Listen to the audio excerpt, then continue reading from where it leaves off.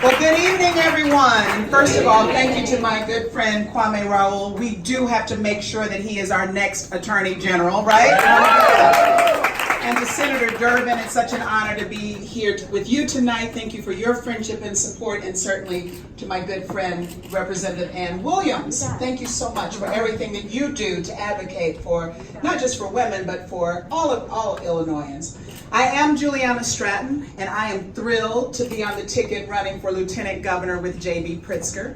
I have been solving problems and serving the public and fighting for what's right for my entire career. For over 20 years, I've had my own small business, working to create a more fair workplace. And then I went on to lead the Center for Public Safety and Justice at the University of Illinois at Chicago, where I train law enforcement on how to build trust with communities all around the country. And then I'm currently serving as state representative of the 5th District, and now, of course, running for Lieutenant Governor. I'm so honored to be on the ticket with JB.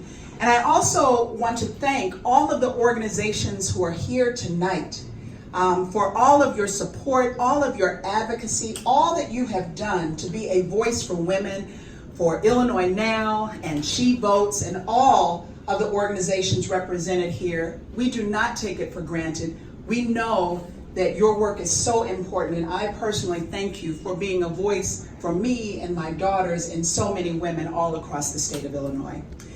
Now, this journey began for me in 2015, because I never really thought that I'd be here running for Lieutenant Governor as a state representative. But in 2015, I was watching the news, and there was a story about how my state representative, the one that Kwame just mentioned, how he was really fighting against my interest and those of people that I care about by joining up with this current governor.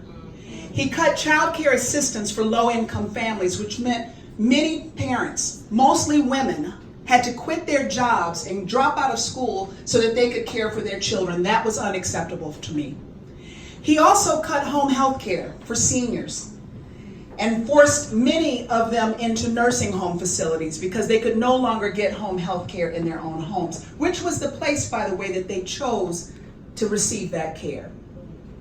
And for me, I thought to myself, you know what, as I was watching him do this, it was personal, because I was caring for my mother at the time who had Alzheimer's, and I was her primary caregiver. And so the thought that my state representative joining up with this governor in some ways that were completely unacceptable to me, I thought to myself, you know what, somebody should run against this dude.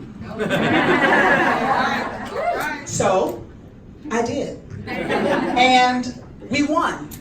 And women all across this state and across this country are stepping up because they are no longer willing to allow people who do not represent our interests to stay in office and to continue to do their damage.